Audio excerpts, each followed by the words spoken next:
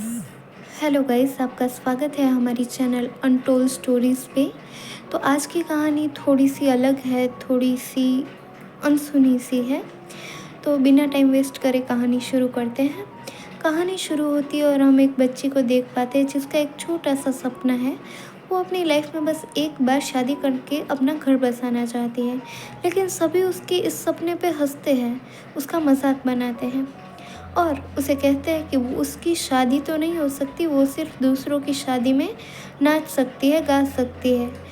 तो यहाँ हमें पता चलता है कि ये जो बच्ची है वो एक ट्रांसजेंडर है और कहानी प्रेजेंट टाइम में शिफ्ट हो जाती है।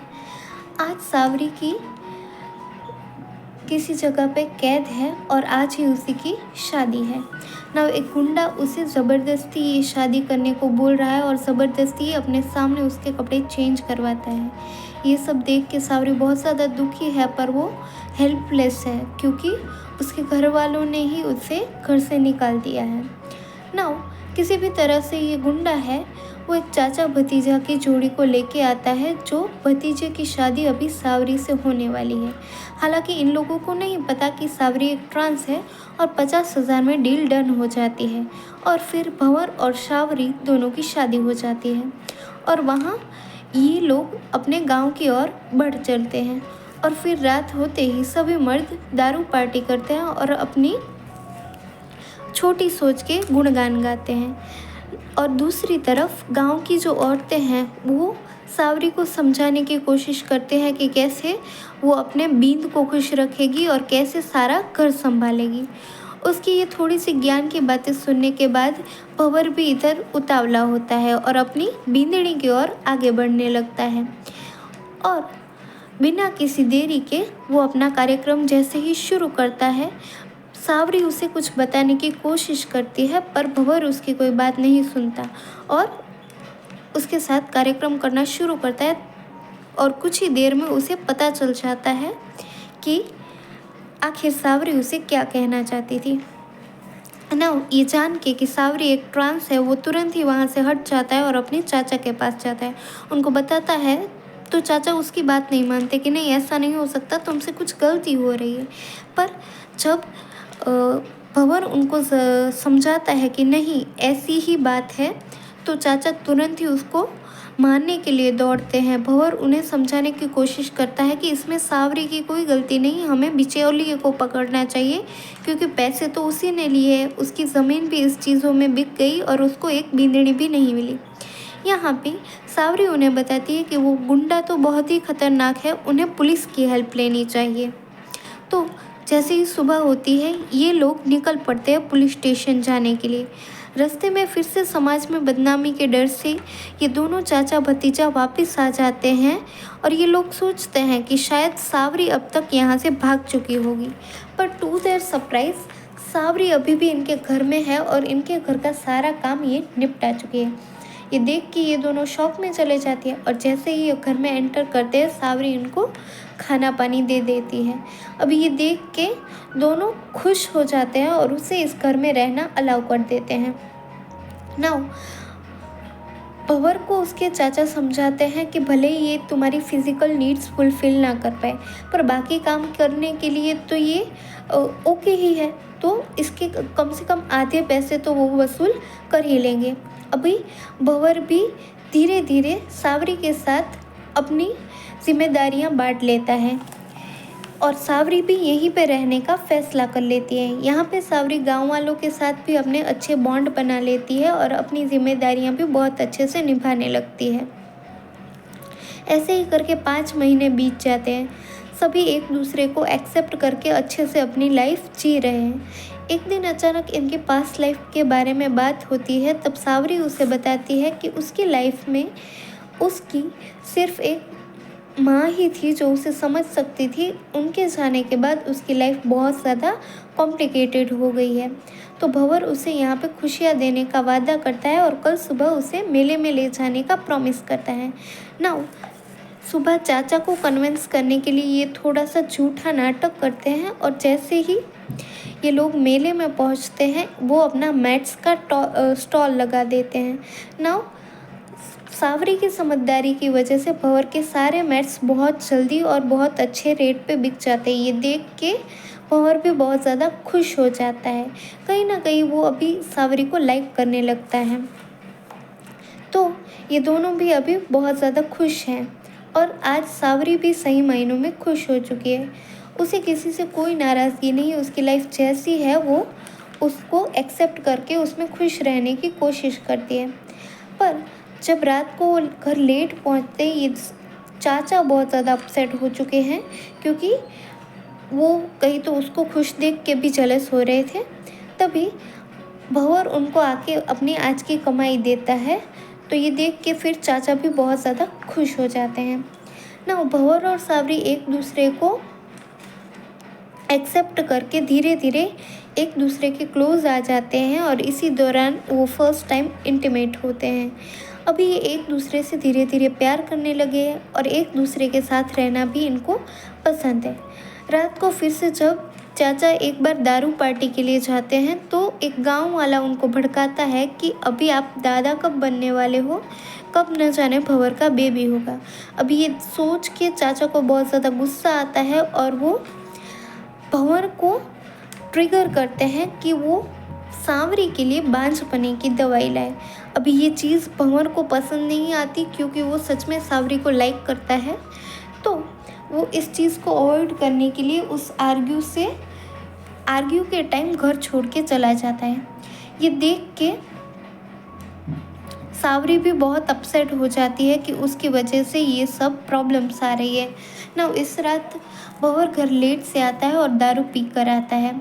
घर आते ही हालांकि वो सावरी से कुछ बात नहीं करता पर वो सो भी नहीं पाता। ये देख के कि सावरी भी बहुत ज़्यादा अपसेट है ना। ये फिर से थोड़ी सी मिसअंडरस्टैंडिंग को क्लियर कर देते हैं और भंवर सावरी को बताता है कि वो अपनी लाइफ में कुछ नहीं कर सकता और सावरी उनको बताती है कि वो ये घर छोड़ के कहीं और नई ज़िंदगी शुरू करते हैं। पर भंवर उसे मना करता है क्योंकि जब वो छोटा था तो उसकी बहन को भी इस चाचा ने भूखे रख के मार दिया था, जस्ट बिकॉज उसे लड़कियां पसंद नहीं या फिर बेटियां नहीं पसंद, ऐसा कह सकते हैं। और वो उसकी कभी कोई हेल्प नहीं कर पाया था ना। यहाँ पे ये सब सुन के सावरी को भंवर के लिए बहुत ज़्यादा बुरा लगता है और वो धीरे धीरे सिचुएशन को नॉर्मल करने की ट्राई करती है ना। इस दौरान वो फिर से एक बार इंटीमेट होते हैं। पर रात को जब चाचा पानी के लिए उठते हैं तो वो चुपके से ये सब देखने लगते हैं। ओ ठरकी चाचा। और सुबह होते ही उसके तेवर थोड़े से बदल जाते हैं। सावरी की दवाई लेने के लिए वो भंवर को बिजी रखता है और रात को जब भंवर लेट आता है इसलिए वो सावरी को बोलता है कि तुम मेरे हाथ दबा दो, पैर दबा दो, कंधे दबा दो, एसेट्रा एसेट्रा। और इन सभी कामों के दौरान वो उसका एडवांटेज लेने की ट्राई करता है और उसको ऐसे कन्विंस करने की कोशिश करता है। हालांकि सावरी इस सिचुएशन से बहाना मार के निकल जाती है पर ज़्यादा टाइम तक नहीं, क्योंकि चाचा अपनी उम्र का लिहाज छोड़ के उसके रूम तक पहुंच जाते हैं। और जब सावरी अपने आप को डिफेंस करने की कोशिश करती है तो चाचा उसका सर ज़मीन पे पटक पटक कर उसे बेहोश कर देते हैं ना। उसकी बेहोशी के दौरान चाचा उसका रेप करते हैं और जब भंवर वापस घर आता है सावरी को इस हालत में देख के वो समझ जाता है कि आखिरकार यहाँ पे हुआ क्या था ना। पहले तो वो सावरी को कंसोल करता है, उसके बाद वो तुरंत ही चाचा के पास उन्हें मारने के लिए जाता है। और इसी सब शोरगुल में गांव वाले वहाँ पे इकट्ठा हो जाते हैं और सावरी एक ट्रांस है ये सब चिल्ला चिल्ला के चाचा बोलने लगता है और भंवर को उसके साथ इंटीमेट होने से बहुत बड़ा पाप लगा है, ये भी वो चिल्ला चिल्ला के बोलता है। अभी ये सब जान के पूरा गांव शॉक हो जाता है और उन दोनों के रिश्ते की सच्चाई जानने को उत्सुक हो जाता है। अभी चाचा यहाँ पे बहुत सारी चीज़ें बोलता है सिवाय कि एक चीज़ की कि उसे ये सब चीज़ें पहले से ही पता थी, पर वो गांव वालों से ये सच छुपा के इन दोनों की बदनामी करने के लिए आगे बढ़ जाता है ना। सुबह होती है और पंचायत बैठती है जहाँ पे भंवर ये कन्फ्रंट करता है कि हाँ सावरी एक ट्रांस है और चाचा इस चीज़ को पहले से ही जानता था, पर चाचा अपने आप को डिफेंड करता है कुछ एक्सक्यूज़ देके, जो गांव वाले ऑब्वियसली मान जाते हैं। और चाचा उल्टा ही सावरी और भंवर की बेइज्जती करना शुरू कर देता है। नाउ जब भंवर अपने रिश्ते की सच्चाई बताता है तो सभी गांव वाले उसका मजाक उड़ाना शुरू कर देते हैं। और भंवर के डिफेंस में जब एक गांव वाला उसकी हेल्प करने की कोशिश करता है तो गांव वाले उसको भी नहीं छोड़ते, उल्टा उसी को उल्टा फुल्टा बोलने लगते हैं और कहते हैं कि इस संसार में सिर्फ स्त्री और पुरुष का साथ होना ही सही है, बाकी सारे रिश्ते कुकर्म हैं। ऐसा बोल के वो इस टॉपिक को यहाँ पे डिस्क्लोज कर देते हैं। पर यहाँ पे भंवर को बचाने के लिए सावरी अपना बलिदान देती है। वो बताती है कि जब सुहागरात वाले दिन भंवर को पता चल गया कि वो एक ट्रांस है, तो उसी ने भंवर के पैर पकड़ के उसे वहाँ पे रहने के लिए कन्विंस किया था। और सारा इल्ज़ाम वो अपने सर ले लेती है और पंच ये सब जान के सावरी को गांव निकाला देते थे और भंवर को अपने चाचा से माफ़ी मांगनी होगी और जुर्माना भरना होगा। ये सब देख के चाचा तो बहुत खुश होता है, पर सावरी गांव छोड़ के चली जाती है। यहाँ पे हमें लगता है कि क्या ट्रांस को जीने का हक नहीं है?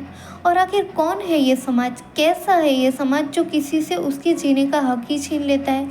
पर तभी अचानक सावरी को एहसास होता है कि भंवर उसके आसपास है, उसका साथ देने के लिए वहाँ पे आ गया है। भंवर उसे कहता है कि वो सिर्फ उसकी आत्मा से प्यार करता है, ना कि उसके शरीर से, और वो बुढ़ापे तक उसके साथ रहना ही पसंद करता है। उसे कोई फ़र्क नहीं पड़ता कि लोग उसके बारे में क्या कहते हैं। ये सुन के सावरी बहुत ज़्यादा खुश हो जाती है और उसके कंधे पे सर रख के सोने लगती है।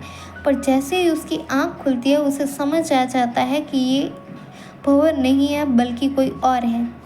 ये देख के वो तुरंत ही वहाँ पे पहली आई बस में चढ़ जाती है।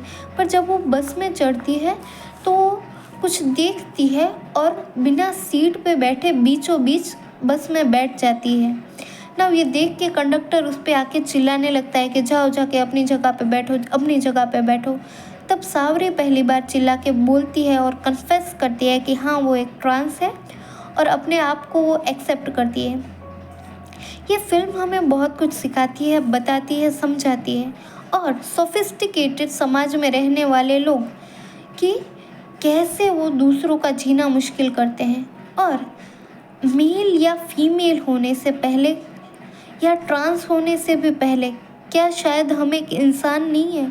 और अगर हम एक इंसान है तो इंसान को दर्द को हम क्यों नहीं समझ पा रहे हैं? तो सबसे पहले इंसान बनना बहुत ज़रूरी है और माना कि ये बहुत मुश्किल है, पर हम कोशिश करते रहेंगे।